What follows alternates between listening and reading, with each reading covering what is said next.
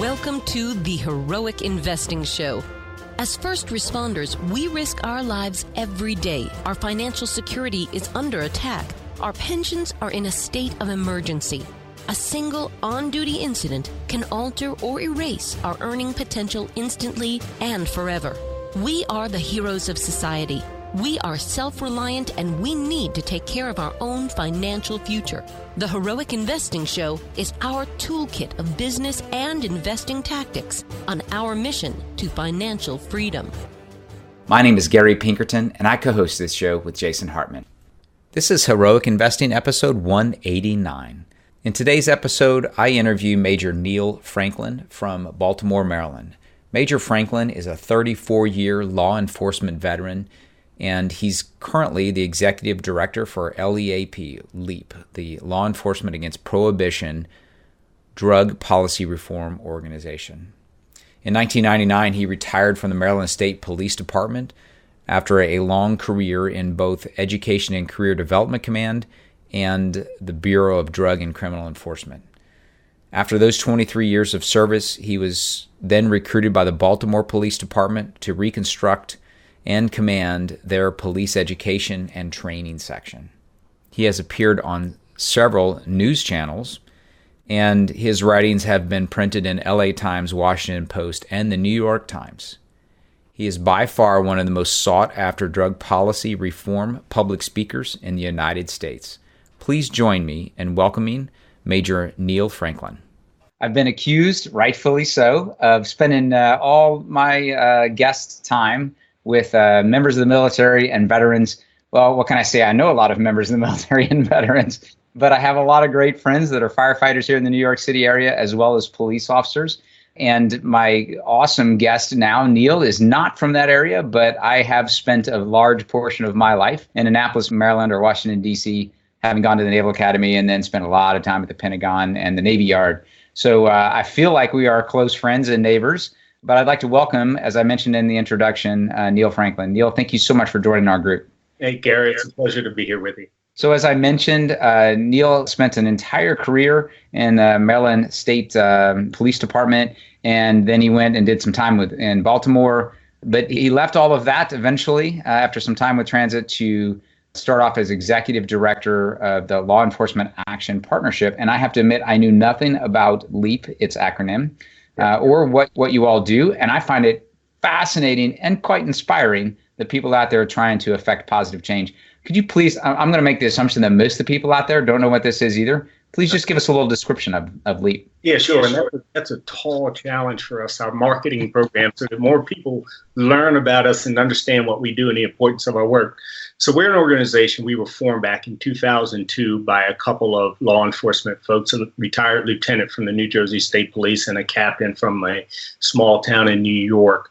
The goal was to pay attention to policies that don't work. And we began as an organization that focused on drug policies, which we knew from law enforcement to be central to a lot of the issues and problems we have in community today. So where we are now as an organization, we are an international nonprofit.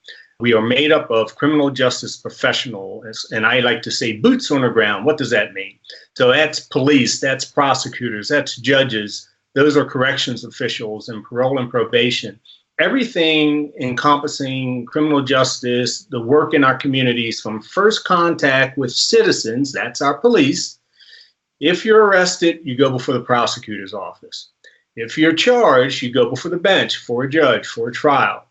And if you're convicted, you end up in corrections, unfortunately, and then out the back and eventually on parole and probation. So as we approach and deal with improving our criminal justice policies in this country, we wanted to have an organization of folks who could touch on every single aspect of our criminal justice system from boots on the ground. And so with that, we are primarily a speakers bureau.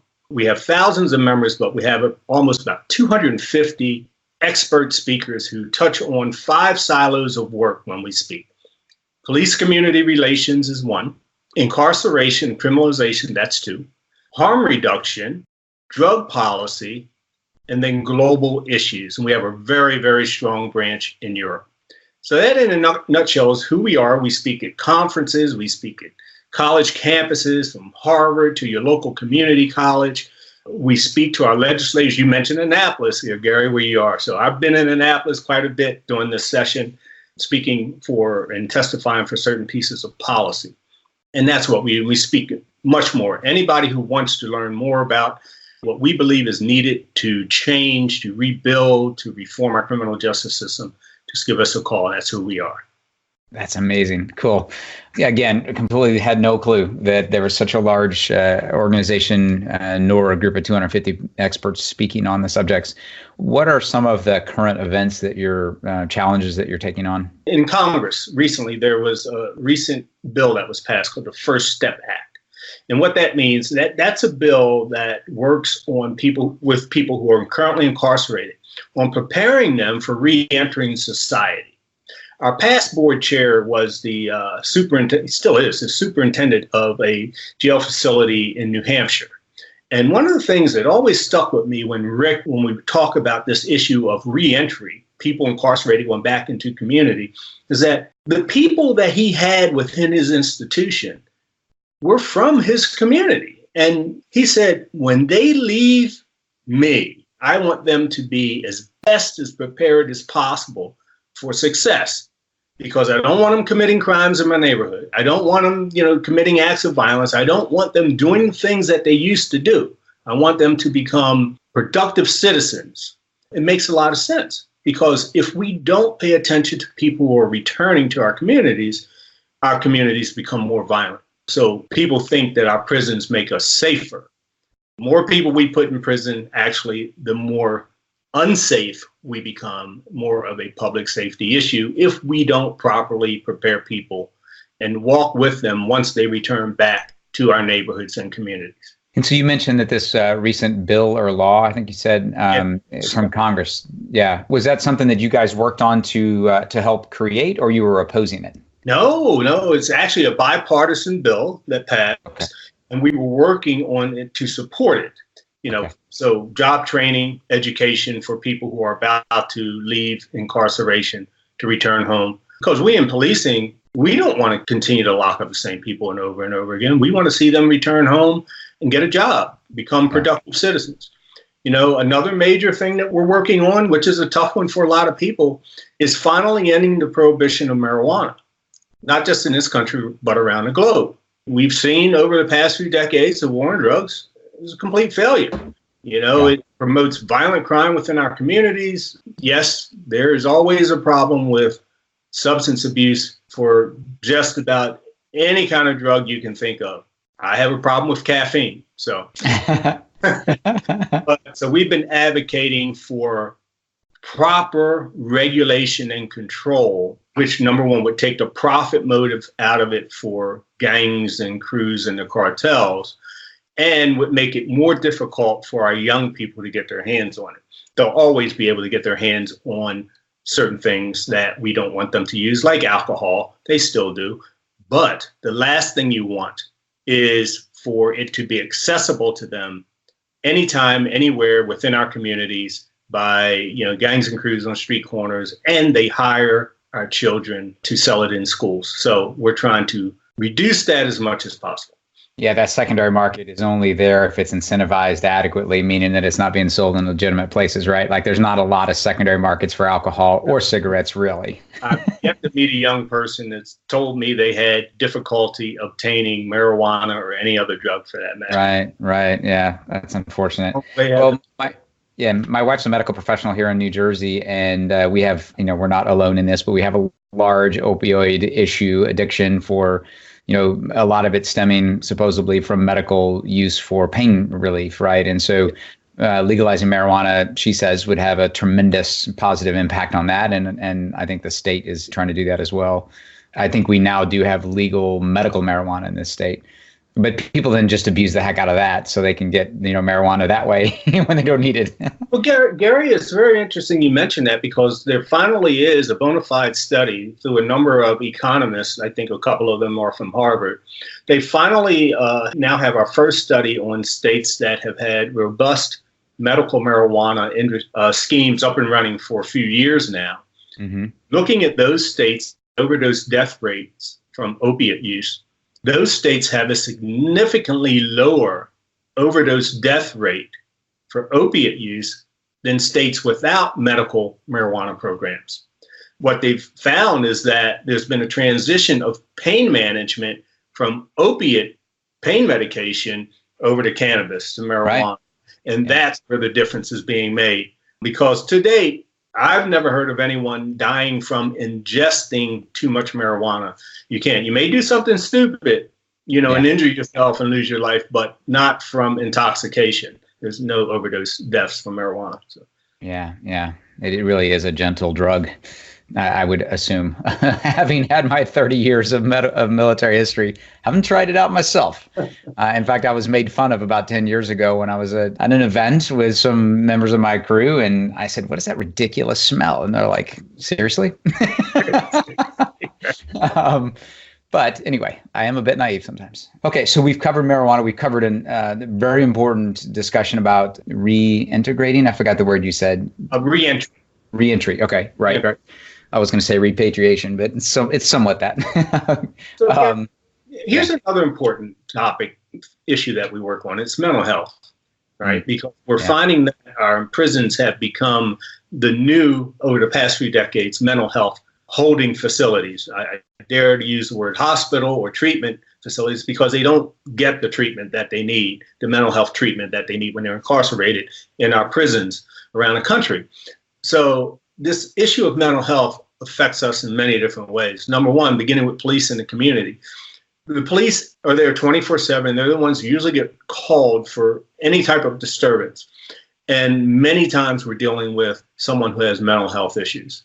The homeless population, so many of them are dealing with mental health issues. And here we are again, the police dealing with that.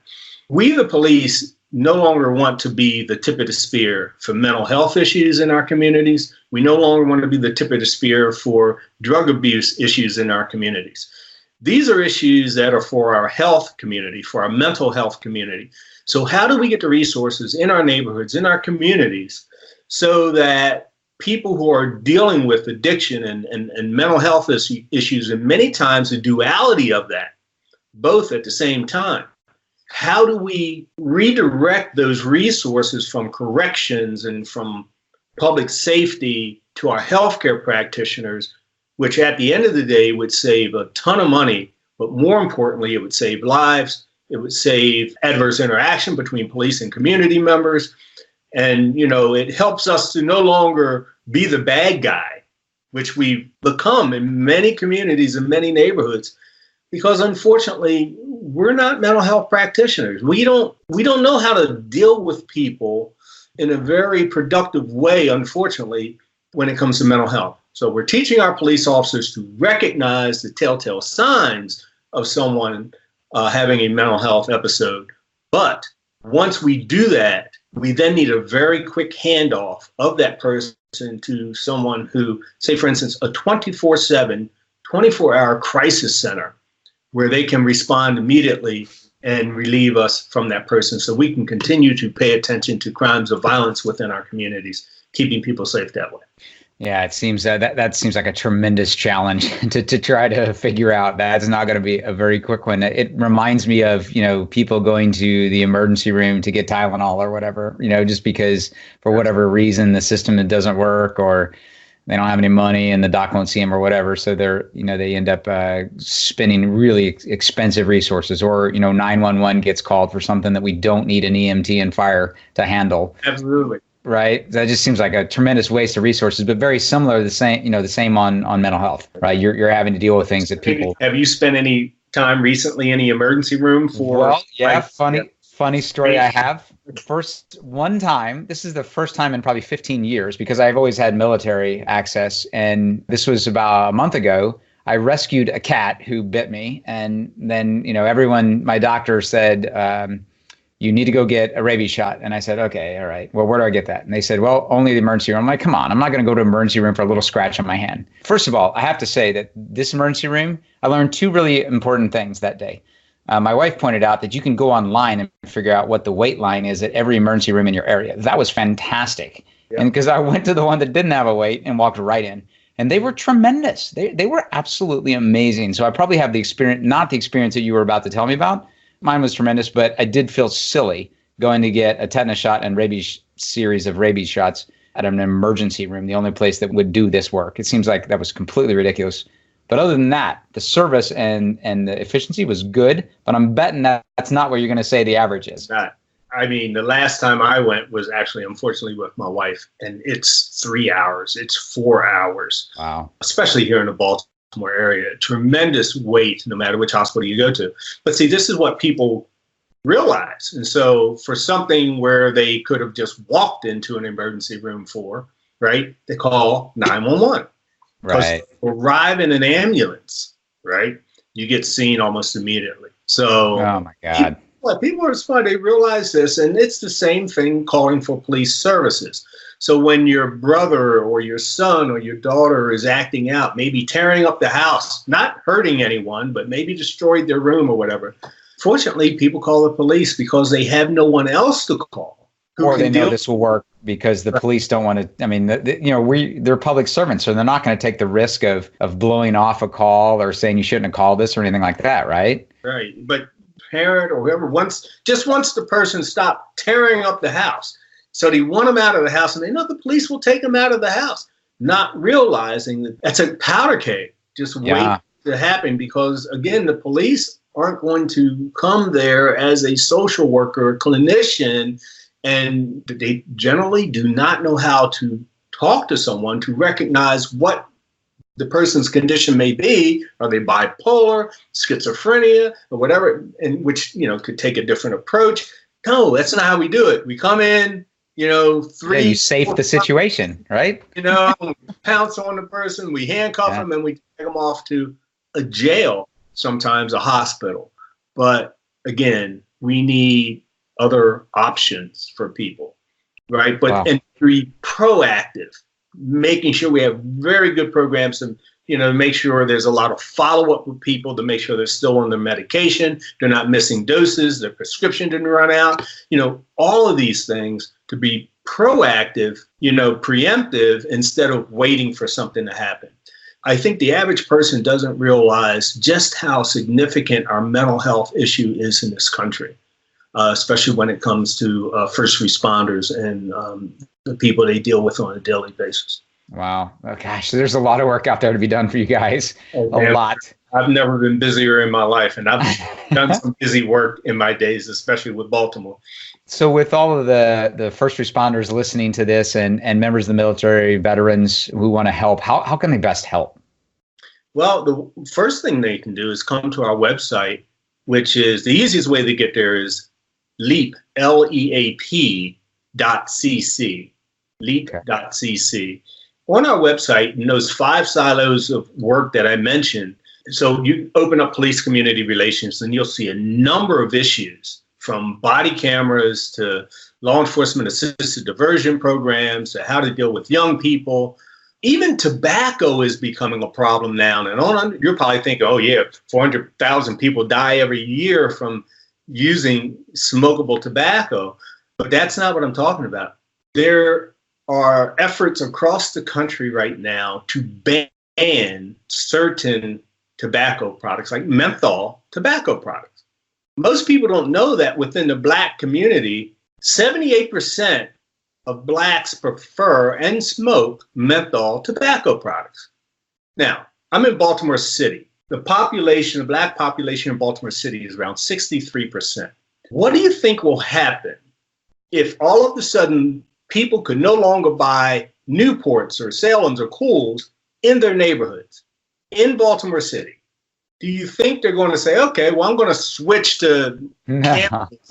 No, they're going to have somebody drive down to Richmond, Virginia, load up a U-Haul truck and bring them into Baltimore City. And now we've established an underground market for trafficking untaxed cigarettes. They have a ban on them. And who's going to get that enforcement job? Yeah, the police, and that's your most important job. Here go our police community relations. Here goes our community policing program, because we've created an illicit market for something, and then we have to go in and enforce it. No. Yeah. Let's do what works. Educate, treat on tobacco consumption. So that's just an example of some of the policies we advocate against No, let's not ban tobacco, in any size, shape, or form. Let's continue to educate people where we've already reduced tobacco consumption by about 40% over the past 2.5 decades. And we're not sending people to jail. We're not trying to arrest people for smuggling cigarettes and all that good stuff. So again, this is what we do. But go to our website, look under police community relations, look under incarceration, see the many things that we support and what we're trying to change. And then we have ways for you to help us, to be an advocate, especially if you find something that you're passionate about. I guarantee you, if you go to our website and start going in each one of those silos, you're going to find something that you're absolutely passionate about, maybe hits close to home, and you'll see what we advocate for, and then you can easily contact us and find out how you can support the work that we're doing. And of course, we're always, as a nonprofit organization doing some very good work out there, we can always use your hard-earned money to do this very difficult and important work. So, and I'm sure you can. Wow. So I'm going to head over there. I'm sure you're right. There's going to be some stuff that I'm passionate about. I'm passionate about a lot of things in this world. So, man, so it's been a tremendous talk, and it has blown by, Neill. I really appreciate it. Any last things that you want to point towards the audience? All I can say is don't go through life, thinking that everything's fine. Make sure you're engaged in your community, in your local government. You don't have to be engaged in Washington, D.C. and Capitol Hill and what's happening there. Just make sure you're engaged in your local community, your local government, volunteering your services, getting out there, making a difference right in your own community. So many times, and I get it, we work hard, we're busy, we play hard, and we just want to come home and shut our doors and lock ourselves in. But a healthy community is a community where the people communicate and relate on a consistent basis with each other. And sometimes it's difficult. And you know what? It's worth it. Yeah. It is well worth it. So that's all. That's my advice. Well said. Well said. Neill, thank you so much for spending some time with the Heroic Investing audience. No, my pleasure, Gary. Thanks, sir. Take care. Thank you so much for listening. Please be sure to subscribe so that you don't miss any episodes. Be sure to check out the show's specific website and our general website, hartmanmedia.com, for appropriate disclaimers and terms of service. Remember that guest opinions are their own, and if you require specific legal or tax advice or advice in any other specialized area, please consult an appropriate professional. And we also very much appreciate you reviewing the show. Please go to iTunes or Stitcher Radio or whatever platform you're using and write a review for the show. We would very much appreciate that. And be sure to make it official and subscribe so you do not miss any episodes. We look forward to seeing you on the next episode.